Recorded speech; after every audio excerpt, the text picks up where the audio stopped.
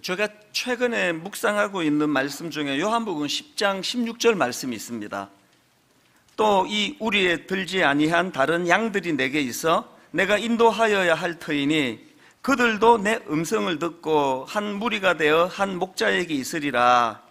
제가 이 말씀이 왜 저에게 굉장히 의미가 있고 또 묵상해야 되는 말씀이라 생각하는가 하면, 여기서 주목해야 될 포인트가 두 가지가 있는데 그 중에 하나가 이겁니다. 그들도 내 음성을 듣고. 이 표현이 왜 중요한가 하면은 예수님께서 바로 앞에 11절에서 이렇게 말씀하십니다. 나는 선한 목자라. 선한 목자는 양들을 위하여 목숨을 버리거니와.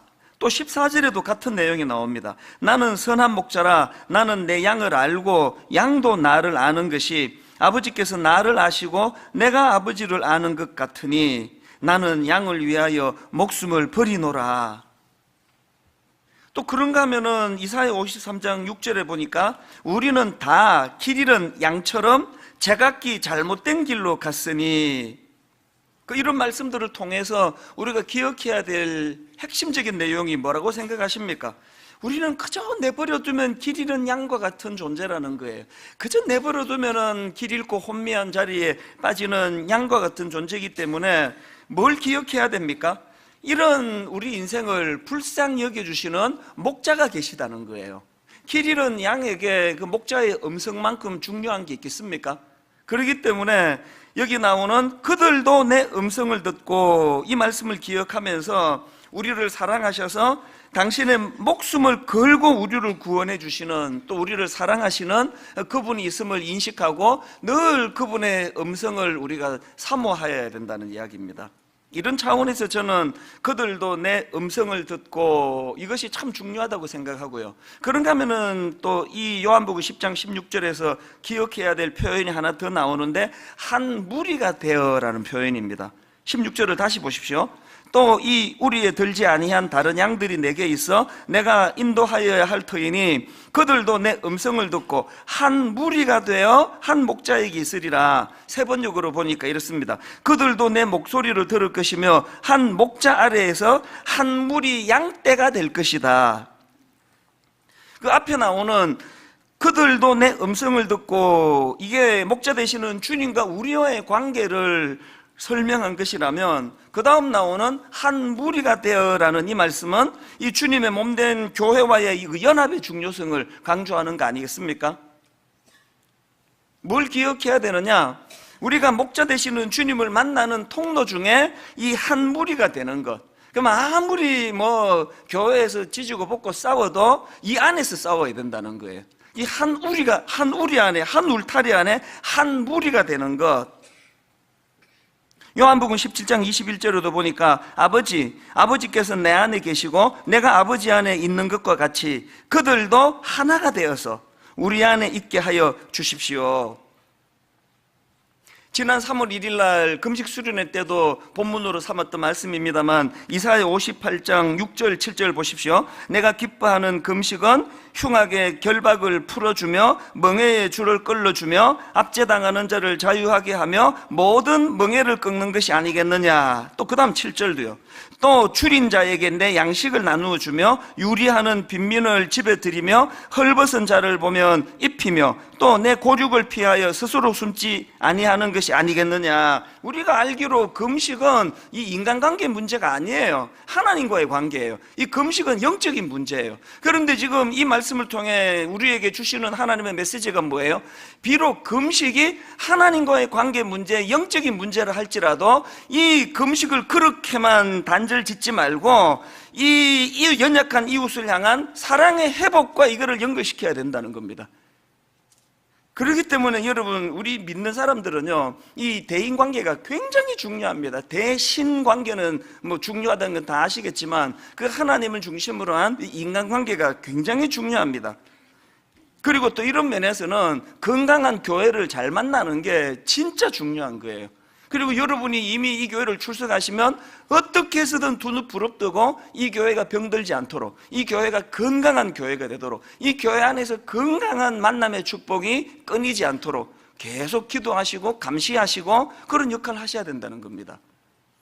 그 어떤 대인 관계를 맺는 것이 좋은 관계인가? 제가 이런 걸 갖고 묵상을 하다가 제가 몇 주 전에 그 톨스토이가 쓴 안나 카레리나라는 소설을 제가 하나 소개해드리지 않았습니까? 유부녀였던 여주인공 안나 카레리나가 기차역에서 젊은 브론스키 백작을 만나가지고 막 걷잡을 수 없는 사랑에 빠지는데요. 문제가 뭐냐? 막 너무나 몰두해가지고 뭐 남편도 버리고 자식도 버리고 그렇게 뜨겁고 열정적인 사랑에 빠졌는데 그 결말이 왜 자살이라는 끔찍한 비극으로 끝나느냐는 겁니다. 그 아름다운 남녀가 만나가지고 그렇게 막 온 열정을 다 쏟아붓는 그 순수한 사랑을 했는데 왜 그 사랑은 그렇게 자살이라는 비극으로 끝났느냐?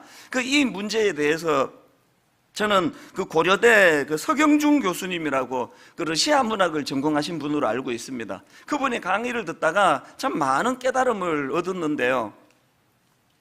바로 이 문제를 가지고 정리를 해 주고 있더라고요.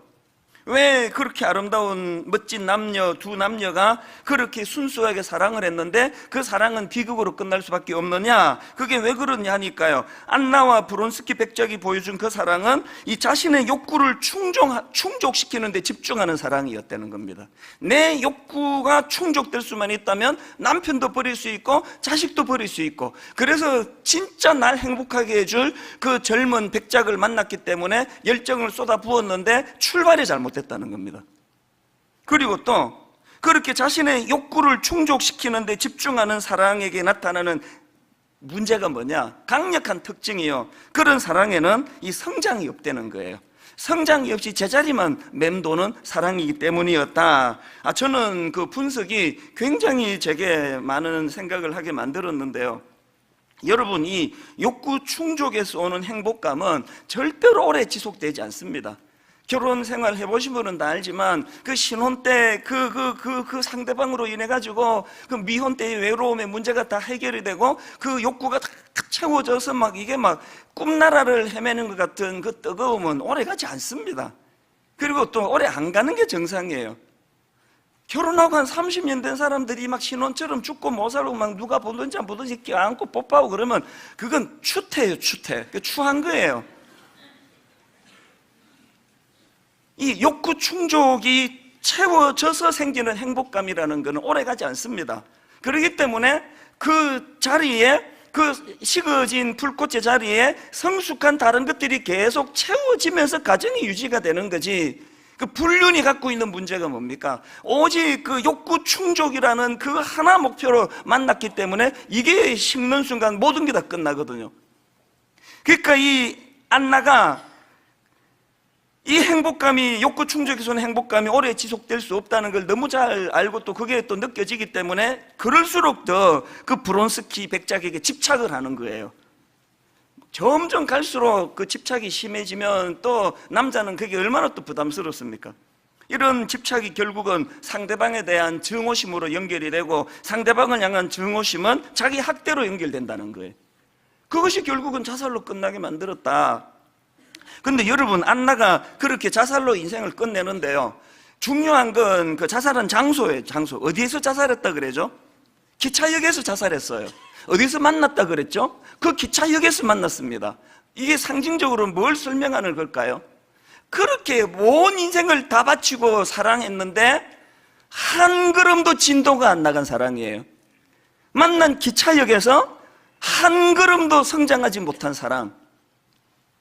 톨스토이가 지금 이 소설을 통해서 뭘 말하고 싶은 거겠습니까? 자신의 욕구 충족만을 추구하는 그 사랑은 절대로 성장할 수 없고 발전할 수 없고, 그런 사랑은 반드시 비극으로 끝난다. 저는 그 강의를 들으면서 내 신앙생활, 그리고 우리 가정, 또 제 아내와 저와의 그 관계, 많은 것들을 점검하는 계기가 됐는데요. 여러분, 원래 들어와가지고 우리 교회는 지금 하나님의 임재를 전 교회적으로 사모하고 또 영적인 목마름의 회복을 갈망하고 또 하나님을 더욱 목말라 갈망하는 그런 신앙생활을 위해서 지금 하나님을 가까이 하는 21일 캠페인도 하고 또 2주 동안의 전 성도들이 지금 금식하며 그렇게 예배에 동참하고, 지난 금요일 날에는 온전한 새끼 금식을 하면서 그렇게 금식 수련을 가지면서 갈망하는 그런 단계에 와 있는데요, 이쯤에서 우리를 돌아보셔야 돼요. 이렇게 하나님을 갈망하는 우리의 열심조차도 이게 지금 안나가 가지고 있던 개인적인 욕구 충족으로 시작된 거 아닌가, 계속 이것만 내가 추구하는 거 아닌가, 그건 반드시 비극을 낳습니다. 온통 이 신앙생활이라는 게 안나가 그 젊은 브론스키 백작에게 요구하는 그런 같은 그 대상만 다르고 내용은 똑같은 거 아닙니까? 그렇게 오래 예수를 믿는데도 불구하고 왜 성장이 없는지 아십니까? 끝간데 없는 내 욕구 충족으로만 신앙을 사용하기 때문이에요. 하나님을 향하여 계속 주시옵소서, 주시옵소서, 내 욕구를 채워 주시옵소서, 욕구 충족만을 치닫는 신앙은 아닌가, 이걸 점검해 보셔야 됩니다. 그리고 또 아까 서두에서 제가 인용해 드린 것처럼 신앙은 공동체로 하는 거거든요. 내가 목자 되신 주님을 만나면 그 양의 우리에서 함께 하는 거거든요. 그래서 우리의 이 주님을 향한 열정이, 열심이, 금식을 통한 하나님을 갈망하는 마음이 공동체에서 꽃피워져야 돼요. 공동체에서. 이런 점에서 저는 오늘 본문 말씀이 굉장히 중요한 몇 가지 의미를 제공한다고 생각하는데요, 오늘 본문은 지도자 모세의 뒤를 이은 여호수아가 이제 후계자로 나서고, 그리고 이제 이스라엘 지도자로 세움받은 여호수아가 이제 처음으로 백성들에게 명령하면서 리더십을 발휘하기 시작하는 그 시점이에요. 근데 이 본문을 통해서 저는 이스라엘 공동체, 여호수아가 이끄는 이스라엘 공동체가 어떻게 그렇게 건강할 수 있었는가, 거기에 대한 힌트를 발견하고 분당 우리 교회도 그런 공동체 되기를 원하는 겁니다. 이 포인트를 한번 잘 들어보세요. 자, 여러분, 분당 우리 교회가 건강한 공동체가 되기 위해서 오늘 본문에서 배워야 될 몇 가지가 있는데요, 첫째로 분당 우리 교회가 건강한 공동체 되기를 원하십니까? 그렇다면은 여호수아 공동체처럼 뚜렷한 목적을 가진 비전 공동체여야 한다는 겁니다. 오늘 본문 여호수아가 어떻게 말씀을 시작합니까? 1장 1절을 보십시오. 여호와의 종 모세가 죽은 후에 여호와께서 모세의 수종자 눈의 아들 여호수아에게 말씀하여 이르시되, 그리고 이제 말씀이 나옵니다. 무슨 말씀을 주시느냐? 제일 먼저 나오는 말씀이 2절입니다. 내 종 모세가 죽었으니 이제 너는 이 모든 백성과 더불어 일어나 이 요단을 건너 내가 그들 곧 이스라엘 자손에게 주는 그 땅으로 가라. 저는요, 이걸 계속 읽다가 보니까 이게 좀 모순처럼 느껴지는 거예요. 2절 한번 주의해서 한번 보세요. 지금 이제 강력한 지도자 모세와 더불어 출발부터 같이 지금 그들과 같이 호흡을 했는데 그 강력한 지도가 죽었단 말이에요, 지도자가. 그럼 2절에서 이렇게 그 인과관계로 설명하려면 2절에서 이렇게 설명해야 되는 거 아닙니까? 내 종 모세가 죽었으니 이제 잠깐 쉬자. 이제 잠깐 여유를 가지면서 중단하고 행진을 중단하고 좀 전열을 가다듬자, 그래야 되는 거 아닙니까? 이제 인과관계가 이상하잖아요. 그 강력한 종 지도자 모세가 죽었는데 뭐라고 명령하십니까? 내 종 모세가 죽었으니 오히려 이제 너는 이 모든 백성과 더불어 일어나 이 요단을 건너 내가 그들 곧 이스라엘 자손에게 주는 그 땅으로 가라. 이 뭘 이야기하는 겁니까 지금? 모세가 포인트가 아니라는 거예요. 모세가 여전히 살아있으면 다행이고 뭐 죽어도 할 수 없다는 거예요. 지금 이스라엘 백성들이 집중해야 되는 거는 모세라는 어떤 인간 지도자가 아니고 그들 공동체가 갖고 있는 목표로 한 목적지 가나안을 향해 가는 거, 이게 목표라는 겁니다. 이쯤에서 오늘 한국교회가 갖고 있는 치명적인 문제점을 다 느낄 수 있는 거 아닙니까? 오늘 한국교회가 갖고 있는 비극이 뭡니까? 너무나 담임 목사 중심의 신앙생활. 참 가슴이 아프고 또 마음이 또 어렵고 힘든 게 뭡니까? 그렇게 존경할 만한 모범적인 교회가 1대를 넘어 2대로 가고 2대를 넘어 3대로 가면 거기에 뭐 거의 대부분이 거기에 문제가 생기더라는 거예요. 뭘 의미합니까? 너무나 그 담임 목사 중심의 신앙생활을 했기 때문에 생기는 혼란 아닙니까? 내가 이런 이야기를 하도 많이 하고 다녀가지고 지금 막 두고 보자는 사람 많습니다. 니는 얼마나 잘하는지 보자. 사실 전 그게 제일 두려움이에요. 뭐 현역으로 뭐 열심히 안 뛰는 사람이 어디 있습니까? 저에 대한 평가는 지금 일어나는 거 아니에요. 저에 대한 평가는 제가 이 교회를 사임하게 될 때 여전히 이 교회는 지도자 담임 목사가 있든 말든 상관없이 목표로 한 하나님이 제시해 주신 목적지 가나안을 향해 가는 교회가 된다면 이 교회는 좋은 교회고 참 하나님이 기뻐하실 거예요. 지금 개척한 담임 목사가 사라지고 나서 이 교회가 또 혼란에 빠지게 된다면 그래서 그게 두려운 거예요. 지금부터 하자는 게 지금부터. 사람에게 집중하지 말고 누가 설교하는지 크게 관심 갖지 말고 우리는 목표가 있는 목적이 있는 공동체다. 지도자 모세가 죽어도 전진해라. 그게 지금 중단할 거리가 아니다. 니들은 네 길을 가면 된다. 내가 모세와 함께 했던 것처럼 여호수아에게도 똑같이 내가 그렇게 할 거니까 아무 생각하지 말고 가던 대로 가라. 아까 말씀드렸잖아요. 안나와 브론스키의 사랑이 왜 비극이냐? 목적이. 내가 이 사람을 만남으로 해가지고 이 사람과 사랑을 통해 어떤 생산적인 또 성장을 위한 이게 없어요. 그냥 오로지 욕구 충족. 모든 불륜이 가지고 있는 비극을 예고하는 출발부터 비극의 씨를 가지고 시작하는 게 그거라고 생각합니다. 그러면 불륜만 그런 비극의 씨가 있습니까? 오늘 수많은 가정들, 여러분 지금 부부가 한 30년 살았는데 40년 살았는데 전혀 성장이 없다. 뭐가 문제겠냐고요. 그저 욕구 충족 아닙니까? 돈 잘 벌어다 주고 애 좋은 대학 쑥쑥 들어가고 이것만을 위해서 하나님이 가정을 주신 게 아니라는 걸 늘 우리 생각해. 교회도 마찬가지예요. 늘 하나님 주신 이 목적, 목표 이게 뭘까? 그거에 대한 답이 떨어지는 순간이 제가 이 교회를 사임하고 떠나야 되는 순간이라고 항상 생각을 합니다. 저는 이번에요, 그 사람이 그 목표를 갖고 있다는 게 얼마나 중요한가를 이번에 제가 또 경험을 했는데요. 이번에 저희 막내가 바로 대학을 들어갔거든요. 재수 안 하고. 그래서 6년간의 긴 우리 집안의 입시가 다 끝나가지고요. 그래서 이제 저희 어머니가 지금 미국 계시는 어머니가 연세가 95세가 되셨잖아요. 10년 동안 인사를 못 드렸어요. 그래서 이제 이번에 막내가 대학 가는 걸 너무 기념하면서 미국 할머니께 이제 인사를 드리러 처음으로 우리 가족이 10년 만에 이제 어머니를 뵈러 가기로 한 거예요. 그랬는데 저는 이미 그 산호세 집회가 지금 잡혀 있잖아요.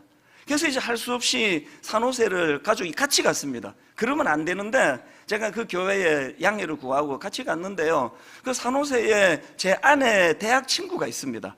그 친구가 자기 아들, 딸하고 같이 이제 여기를 방문했다 하니까 참 고마운 친구예요. 그리고 또 그 교회의 그 부목사님이 참 고마운 분이에요.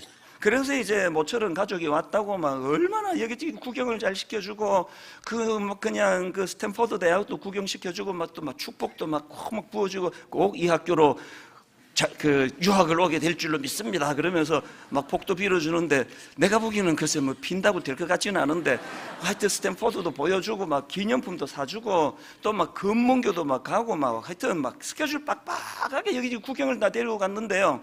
저는 관광이 목적이 아니었기 때문에 아무 데도 따라가지 않았습니다. 다 그렇게 가족이 구경 다닐 때 저는 숙소를 떠나질 않았습니다. 심지어는 방도 따로 했습니다. 뭐 어차피 5명이니까 한 방에 다 못 쓰는 거고요. 저는 가족들이 뭐 구경 다니고 할 동안에 저는 집회하면 집에 돌아가지고 그냥 묵상하고 아니면 운동화 신고 그 주변을 또 그 산책을 하고 그렇게 한 3, 4일을 보냈거든요. 다 그렇게 보내고 이제 어머니 계시는 시카고로 가는 비행기를 타면서 이제 결산을 해보니까 막 전부 막 선물도 받고 뭐 스탠포드 옷도 받고 뭐 무슨 뭐도 받고 하는데 나는 아무것도 받은 게 없어요. 나는 그냥 집회만 하고 왔습니다. 뭘 또 받았다 치더라도 다 또 바로 또 상납 아닙니까? 못 알아들으시네. 이게 나는 이게 산호제를 간 것 같기도 하고 안 간 것 같기도 하고 숙소교회 비행장. 이게 뭐 이 산호제를 간 겁니까? 안 간 겁니까? 그러니까 나머지는 막 그냥 구경한 것도 많고 사진도 많고 막 지들끼리 사진 찍은 것도 보고 하는데 나는 그런 게 하나도 없었는데 놀라운 게 뭔지 아세요? 우리 5 식구 중에 산호세 방문에 가장 기쁘고 즐거웠던 사람은 저예요. 왜? 저는 사명이 있었잖아요. 목표가 있었잖아요. 관광하고 되겠습니까? 어제 저녁에도요, 이 설교 준비를 하고 있는데 우리 막내가 이런 질문을 하는 겁니다. 아빠는 뭐 취미 뭐 그런 거 없어요? 얘가 가만히 보니까요, 이 아버지가 재미 하나도 없이 사는 것 같거든요. 보니까 아침에 뭐 일어나기 전에 교회 가고 집에 오고 교회 가고 집에 오고 이것밖에 안 하고, 집에 오면은 또 저는 새벽에 여러분 한 2시 반 3시 일어나려고 그러면요, 밥 먹고 자야 돼요. 난 밥 먹고 바로 자요 또.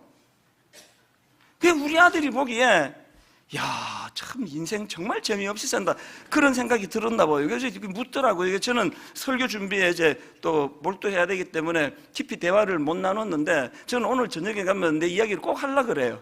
너 아빠 그렇게 재미없어 보이냐? 나만큼만 재밌게 살아봐라 나중에. 그러면 네 성공이다. 나 진짜 그렇게 얘기할 거예요.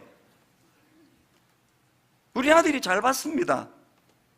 뭐 취미도 없고 뭐 노는 거 별로 없고요. 뭐 유일하게 이제 영화 한 번씩 보는 거, 그거 말고는 아무 오락이 전 없어요. 그리고 우리는 뭐, 저는 초저녁에 자고 집사람은 또 늦게 일어나고 이러니까 부부간에 대화도 별로 없습니다. 우리는 뭐 그렇게 오래 사는데 또 뭘 그렇게 또 뭐 신혼처럼 대화할 건 뭐 있습니까? 할 얘기도 없고, 할 말 있으면 전화를 해요 그냥. 이 겉보기에 이게 뭐 무슨 재미로 사나 싶지만요, 저는 우리 아들 딸이 저만큼만 행복하게 살았으면 좋겠습니다. 이 목적이 있고 목표가 있는 사람이 누리는 행복이거든요. 그러면 분당 우리 교회가 가져야 될 목표, 그리고 우리 교회 그 구역 모임인 다락방이 가져야 될 목표가 뭡니까? 저는 에베소 4장 13절이요. 우리가 다 하나님의 아들을 믿는 것과 아는 일에 하나가 돼요. 어떤 목표를 갖고 있느냐? 온전한 사람을 이루어 그리스도의 장성한 분량이 충만한 데까지 이르리니. 이제 지금 우리 시작하고 있는 구역 모임 다락방, 이번에 그 다락방 공동체가 이 에베소서 4장 13절을 목표로 달려가시기 바랍니다. 우리가 함께 하나가 되어 예수님의 인격을 닮은 성숙을 우리는 목표로 한다. 이 목표가 있어야 그 다락방이 변질되지 않습니다. 빌립보서 3장 12절은 우리 다락방이 구호가 되기 원합니다. 내가 이미 얻었담도 아니요 온전히 이루었담도 아니라 오직 내가 그리스도 예수께 잡힌 바 된 그것을 잡으려고 달려가노라. 목표가 있는 공동체, 목표가 있는 가정이 되시기를 바랍니다. 그런가 하면 두 번째로 건강한 공동체가 되기 위해 해야 될 거 하나 더 있습니다. 말씀을 전달하는 공동체가 돼야 된다는 겁니다. 저는 오늘 본문에서 굉장히 중요한 그 포인트 하나를 발견했는데요. 자, 여호수아서 말씀이 어떻게 시작된다고 그랬죠? 1장 1절을 다시 한번 보십시오. 여호와의 종 모세가 죽은 후에 여호와께서 모세의 수종자 눈의 아들 여호수아에게 말씀하여 이르시되, 여호수아서는요, 새 지도자 여호수아에게 하나님이 말씀을 주시는 것으로 시작을 해요. 그래서 눈의 아들 여호수아에게 말씀하여 이르시되, 그리고는 이제 2절서부터 9절까지 길게 말씀을 주세요. 놀라지 마라, 두려워하지 마라, 또 이 말씀을 묵상해라, 좌로나 우로나 치우치지 마라, 두려워하지 마라, 그런 말씀을 쭉 9절까지 주십니다. 맨 마지막 9절에서 내가 너에게 명령한 것이 아니냐, 강하고 담대하라, 두려워하지 말며 놀라지 말라, 내가 어디로 가든지 너의 하나님 여호와가 너와 함께 하느니라 하시니라. 하나님의 말씀이 9절로 끝났습니다. 그랬더니 여호수아의 반응이 어떻습니까? 바로 연이어 10절에서 이렇게 나옵니다. 이에, 이 접속사가 중요하다 그랬죠? 이에, 이 뭘 의미합니까? 바로 하나님 말씀에 반응한 거예요. 이에 여호수아가 그 백성의 관리들에게 명령하여 이르되, 새로 부임한 후계자 여호수아가 백성들 모아놓고 자기 정견 발표한 거 아닙니다. 내 스타일은 이래, 나는 모세랑 이런 게 달라, 정견 발표한 거 아니에요. 말씀이 그에게 임했고 임한 말씀을 가지고 백성들에게 선포하는 거예요. 그래서 이 여호수아 공동체가 건강하다는 겁니다. 설교도 마찬가지 아닙니까? 제가 설교 준비 다 끝나면 최종적으로 이제 그 성경 구절만 추려가지고 방송실로 토스를 해줘요. 꽤 많은 성경이 인용이 되는 걸 매주마다 봅니다. 그리고 일부 예배가 딱 끝나면은요, 바로 후딱 내려가가지고 일부 때 제가 인용하지 못한 성경이 떠올려지면 그거를 후딱 추려가지고, 그래서 저는 방송실 직원들에게 항상 미안한 사람이에요. 막 초읽기를 하는데도 이 구절은 꼭 올려달라고 그래가지고 화면에 성경 구절이 뜨거든요. 왜 그래야만 됩니까? 이 시간은요, 강연이 아니에요. 제가 아까 그 고려대 석영준 교수님 강의를 들어보니까 진짜 해박하고 강의 정말 잘하더라고요. 그런 강의 들을 것 같으면 강의 들으시지, 저 같은 어설픈 사람의 이야기를 왜 들으러 오셨냐고요. 이거는 그런 강의가 아니에요. 하나님의 말씀을 제가 받고 그 말씀을 전하는 게 설교거든요. 그 헛소리 하고 있으면 안 됩니다. 본문 읽어놓고 그냥 엉뚱한 소리 나고. 제가 여러분 30 몇 년 내가 목회하면서 한 번이라도 나는 진보입니다, 나는 보수입니다, 그런 얘기 한 적 봤습니까? 누구 찍으세요, 찍지 마세요, 그런 말 한 적 봤습니까? 큰일 날 소리예요. 내가 보수고 내가 진보인 게 이게 뭐가 중요하냐고. 이게 하나도 중요하지 않아요. 그냥 말씀만 전하면 돼요. 뭐 진보에게 주셨던 보수에게 주셨던 주신 말씀만 전하면 되는 거 아닙니까? 자기 색깔이 나올 이유가 하나도 없는 거 아닙니까?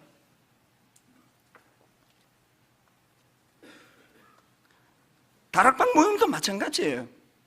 다락방에서 뭐 모임할 때 복잡한 거 없습니다. 주신 말씀을 가지고. 우리 순장님들 위해서 기도 많이 해야 돼요. 요수아가 오늘 여러분 그 설교 제목이, 오늘 설교 제목이 홀로 서기 그리고 함께 걷기. 뭘로 의미합니까? 요수아 1장 1절부터 9절까지 요수아가 하나님 앞에 단독자로서 주시는 말씀을 받은 게 있었기 때문에 10절에서부터 그 백성을 이끌고 갈 명령이 나오고 말씀이 있는 거 아닙니까? 말씀을 받은 게 없는데 어떻게 그들에게 명령할 수 있느냐고요. 이 순장님들, 지도자들, 우리 목회자들은 주중에 많이 묵상해야 돼요. 부부간에 대화 좀 손해보더라도 새벽에 일찍 일어나 하나님 앞에 독대하고 대화하는 홀로서기가 필요합니다. 홀로서기가 충분히 이루어진 사람이, 그 사람이 할 수 있는 게 함께 걷기예요. 그 설교 제목이 내가 정했지만 흡족합니다. 홀로서기, 함께 걷기. 다락방은 가보세요. 홀로서기 없이 다락방 가면요, 그 한 달을 못 나가요. 제가 지금요, 분당을 개척하고 17년째, 지금 18년째 다락방을 개편하는 걸 참여하고 또 지도하는데요, 근데 진짜 하나님의 솜씨가 놀라워요. 이게 컴퓨터도 그렇게 못할 거예요. 꼭 다락방에 이상한 사람 하나씩을 어떻게 자로재는 듯 하나씩 배정을 해요. 이제 한번 들어가 보세요. 진짜 맛이 간 사람 하나씩 딱딱딱 배정이 돼요. 이야, 이게 정말 의도적으로 한 거 아닌데요, 기가 막힙니다. 이번 그 구형 모임에 가서 한번 쓱 둘러보세요. 반드시 하나 있습니다. 봤는데 아무도 없다. 그럼 자기예요, 자기. 아, 이게 아무도 없으니 내가 맛이 갔구나. 조심하시면 돼요. 하나님 왜 이렇게 일하시느냐고요?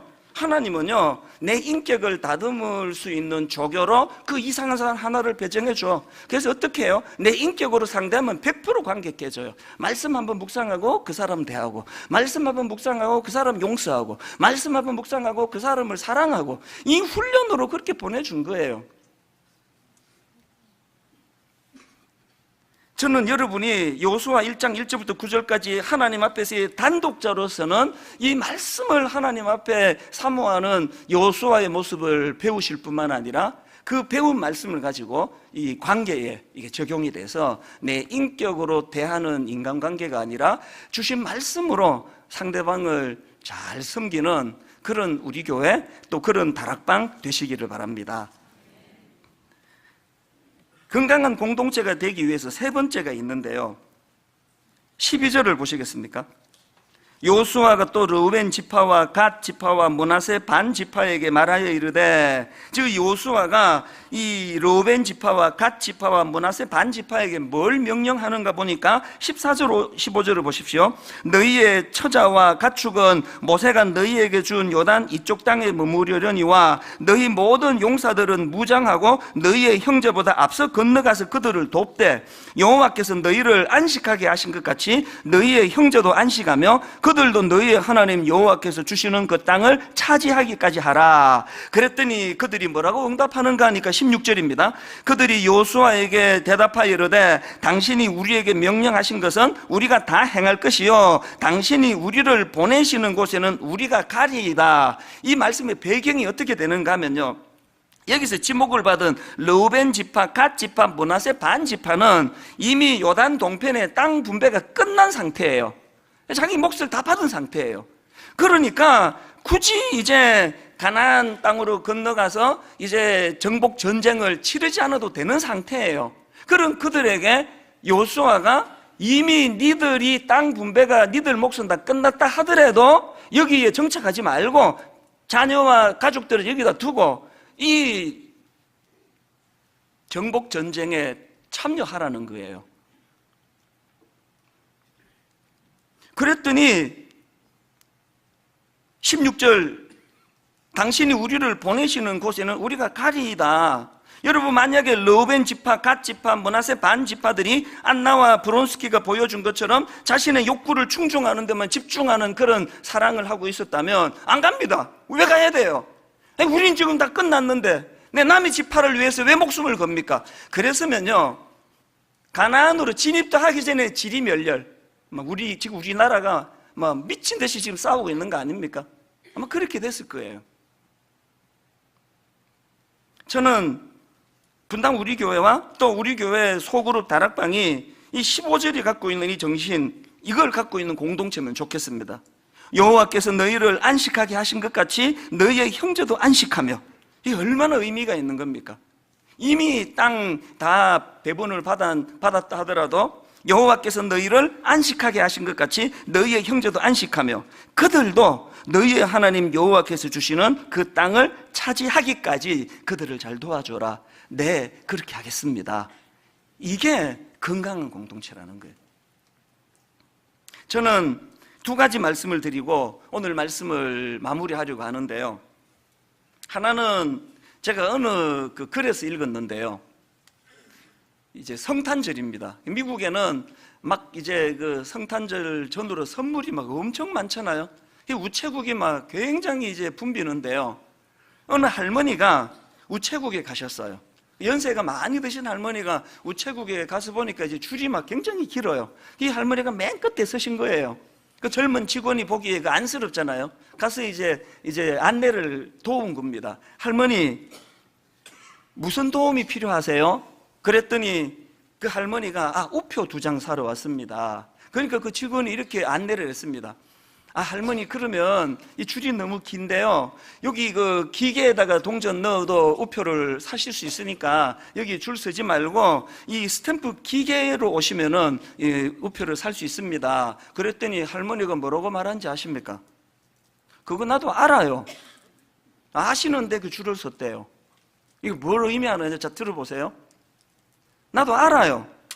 그런데 저 기계는 카운트에 있는 아가씨처럼 저에게 잘 지내셨느냐고, 요새 허리 아프신 것은 어떠시냐고, 손자들 잘 있느냐고 묻지를 않잖아요. 이 웃기려고 쓴 글 같은데 나는 마음이 슬픈 거예요. 이게 현실이니까. 사실 그 기계에다가 돈 넣으면 금방 우표를 찾는데 그 줄을 길게 서면서 그 안부 묻고 격려 좀 받고 싶어하는 이 연세 드신 할머니의 마음이 오늘 우리 모든 이 시대를 살아가는 저와 여러분의 모습 아니겠습니까? 이제 우리 구역 모임 소그룹 다락방 어떤 모습이어야 될까요? 이 다락방에만 오면은 말씀을 근거로 해서 서로 위로하고 서로 격려하고, 말씀을 근거해서 말씀이 주는 힘으로 그를 용서하고, 그런가 하면 두 번째로 결론을 맺으면서 드리고 싶은 이야기가 하나 더 있는데요. 지난 연말에 저희 교회 그 찬양대 연합으로 칸타타를 했지 않습니까? 매 칸타타마다 저는 감동을 받는데 작년 겨울 마지막 그 연말도요, 너무나 감동을 받았습니다. 얼마나 준비를 많이 한 흔적이 보이는데, 저는요 그 칸타타가 끝나고 그 다음 수요일 날 오전에 이게 제일 먼저 나온 곡이에요. 찬양의 심포니라는 그 곡을요, 조금만 과장하면 한 100번은 들었을 거예요. 계속 리와인드 하면서 그거를 듣다가 나중에는요, 제가 많이 울었습니다. 어느 한 대목이 이렇게 상상이 되어지는데요, 그 찬양이요, 제목이 찬양의 심포니예요. 가사가 이렇게 시작하더라고요. 우주의 작곡자요, 지휘자가 주의 오케스트라 앞에 서네. 피조물은 정교한 악기를 들고 하늘의 물이 환호하네. 상상을 가지고 한번 여러분이 한번 그려보세요. 우주를 창조하신 하나님이 지휘봉을 드시고 지휘대석에 계세요. 그리고 모든 하나님의 창조 세계, 피조 세계가 그 지휘자 되시는 하나님의 손끝을 따라 가지고 하모니를 이루며 찬양을 한다는 거예요. 가사를 한번 보시겠습니까? 제일 먼저 사계절이 등장하고 좀 있으면 태양이 등장하고 새벽이 등장합니다. 가사가 이렇습니다. 찬란한 사계절 박자를 알리네. 주님 신호에 태양 새벽 나팔 부네. 회오리 바람 힘차게 불어와 지휘봉에 맞춰 몰아치네. 파도가 나옵니다. 대양의 파도가 해안을 두들기고 은하수 춤추며 회전하네. 거칠은 박자로 빗방울 떨어지네. 천둥과 번개도 손뼉치네. 심포니로 찬양, 주님께서 지휘하시네. 크고 작은 만물들 모두 소리 높여 심포니로 찬양해. 하나님의 영광 우주에 가득 넘치네. 모든 피조물도 함께 선포하네. 내가 이 찬양을 계속해서 듣다가 막 그렇게 감정이 격해지는 거예요. 두 가지 때문에. 여러분, 모든 이 피조 세계가 창조주 되시는 하나님의 손끝으로 함께 찬양하고 심포니를 이루고 조화를 이루고 있는 것, 그 모습이 너무 아름다워가지고, 그러고 제가 보니까 빗방울조차도, 파도 소리조차도 심포니 지휘자 되시는 그분에 의해서 움직여지고 있는데, 제가 울었던 두 번째 이유, 피조 세계 가운데 유일하게 불협화음을 내는 존재, 인간들, 하나님에 대하여 끝간데 없이 반항하고, 내가 왜 그렇게 해야 되는데요? 왜 내 당신 시키는 대로 해야 되는데요? 그런가 하면은 인간과 인간 간의 이 부조화, 끊임없이 들려지는 교회 안에서 상처받았다는 소리, 교만해가지고 누구를 아프게 하고, 연약해서 그냥 조그마한 말에도 상처받아가지고 허덕거리고, 온 피조 세계 가운데 유일하게 불협화음을 만들고 있는 인간들의 모습이 내가 슬퍼서 눈물이 그렇게 나더라고요. 오늘 결론은요, 이 찬양을 좀 들려드리려고 준비를 했거든요. 참 찬양 잘합니다. 근데 거기에 초점 두지 말고 가사를 한번 보세요. 우주를 창조하신 주님께서 지휘봉을 들고 계시고 모든 피조 세계가 거기에 하모니를 이루며 조화를 이루는 그 모습을 머리로 한번 그리며 상상을 한번 해보세요. 이제 같이 들으심으로 오늘 설교를 이제 마무리를 짓도록 하겠습니다.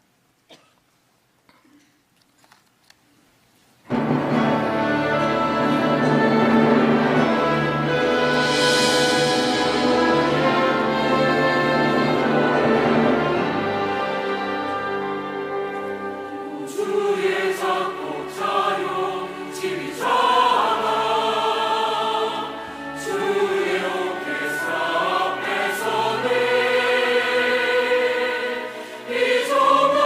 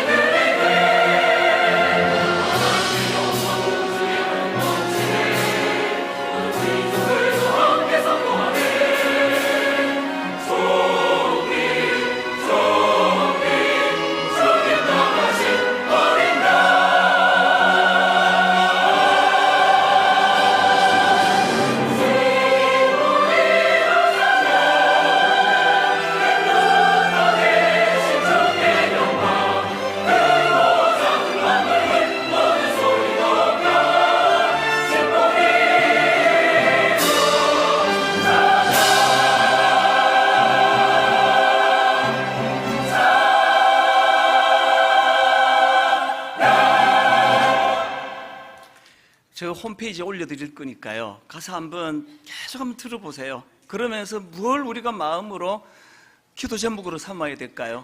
아버지, 저도 저 피조 세계가 그렇게 조화를 이루는 것처럼 제가 하나님 앞에 만나는 사람들과의 관계 속에서 하모니를 이루는 인생 되기 원합니다. 상대방이 이쁘고 사랑스러워서 다가가는 거 아니에요. 하나님이 그렇게 지휘하시기 때문에 용서하도록, 그를 용납하도록 지휘하시기 때문에 순종하는 게 대인관계거든요.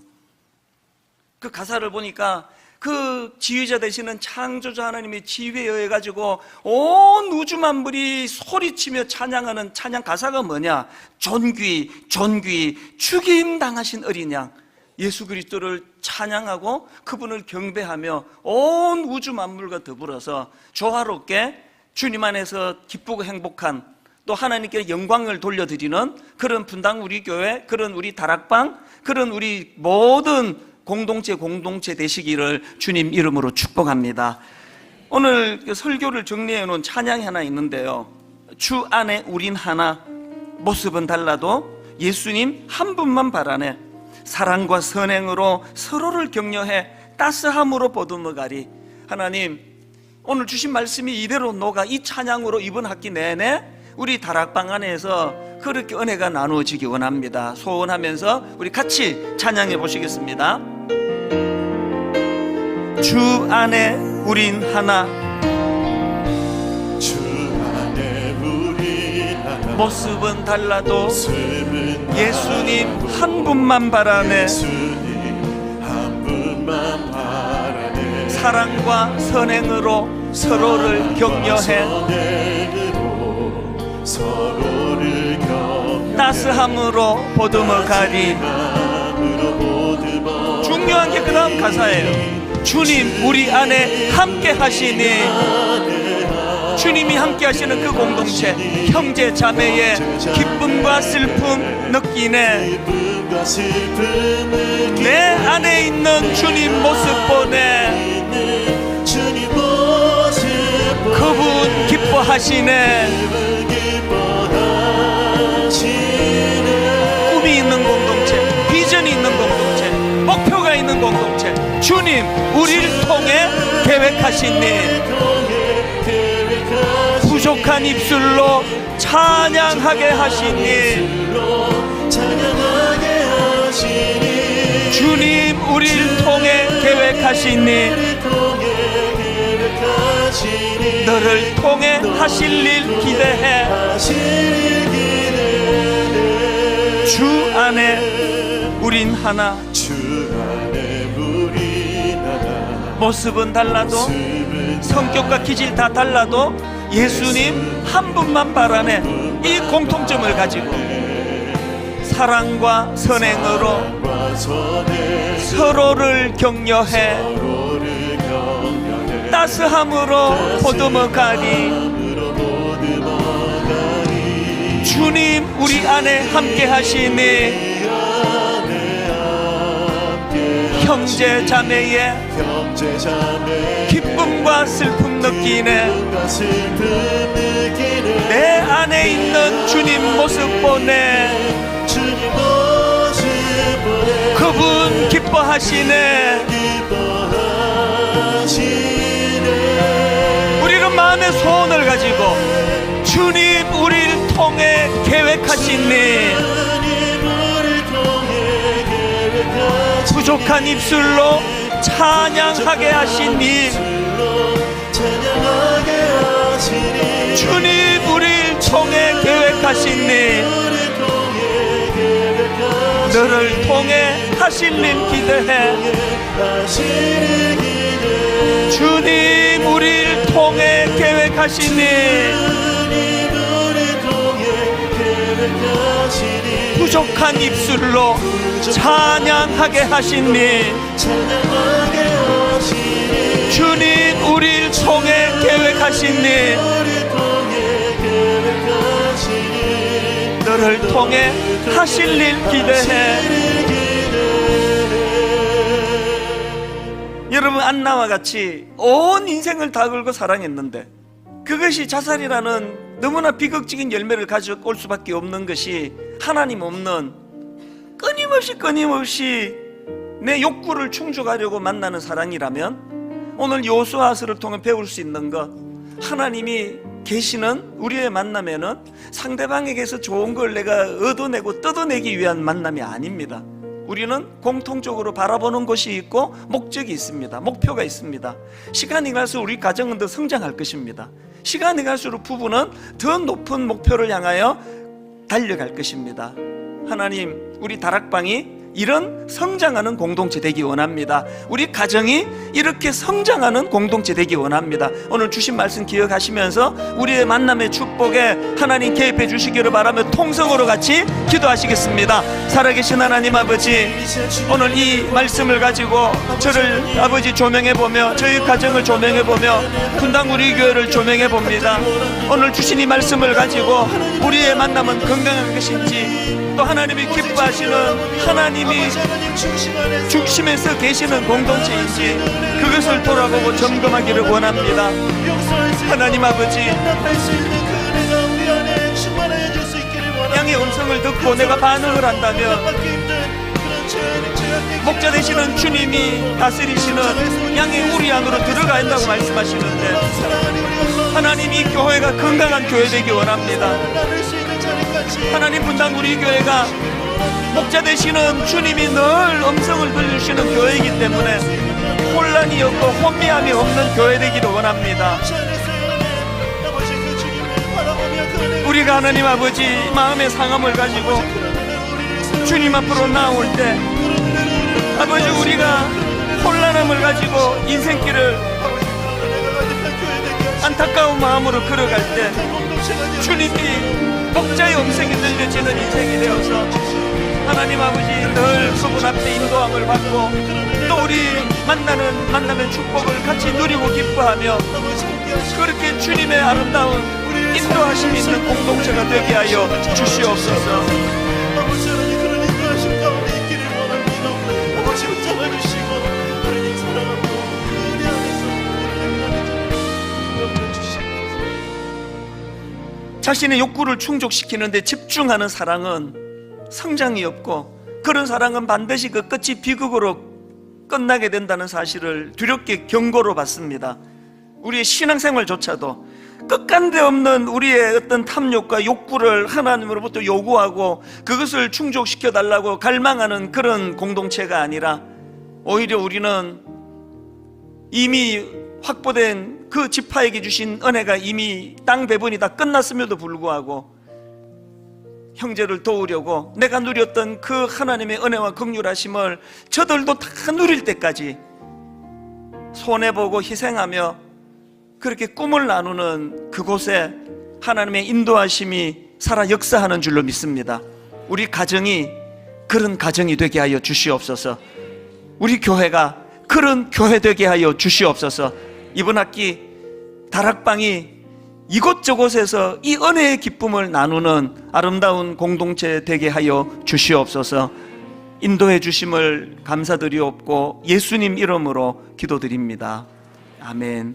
이제 우리 자리에서 일어나셔서 찬송가 359장 말씀을 기억하시며 우리 목표를 갖고 꿈을 가지고 우리 손뼉치면서 우리 1절 찬양하시겠습니다. 천성을 향해 가는 성도들아, 앞길의 장애를 두려 말아라. 성령이 너를 인도하시리니 왜 지체를 하고 있느냐. 앞으로 천성을 향해 나가세. 천성들만 바라고 나가세. 모든 천사 너희를 영접하러